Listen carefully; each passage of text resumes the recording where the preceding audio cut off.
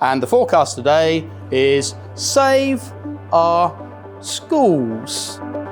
This is an important day, the Save Our Schools campaign. It sometimes feels that as educationists we're talking in a kind of echo chamber, talking to each other about what we know about education. This is about us in the heart of Westminster, looking MPs in their eye and saying there is a crisis of recruitment, retention and funding, and you in power need to do something about it. There's a fight on, and it's a fight that's going on with the government and their funding to do with payment conditions for teachers and the resources that are needed for schools. What's it like to be a teacher? Hard is the main word I would use. So what we're seeing is teachers, and particularly our teaching assistants, moving out to secure other employment. TAs are moving into working in supermarkets or in Amazon.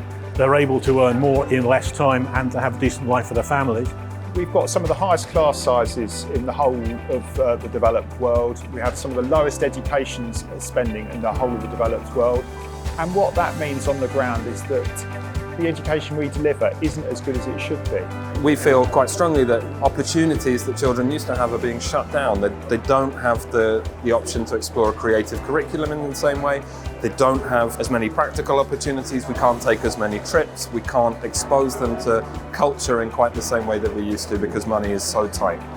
I was very lucky and went to Oxford, totally funded. Two of my daughters, one Oxford, one Cambridge, all through the state education. I now have 5 grandchildren and I am seriously worried that they will not have the same opportunities that either their grandmother or their mothers had. We see that young people are experiencing such profound levels of need that cannot be met with a lack of staffing, which could be met if we did have that funding in place. It's a no-brainer.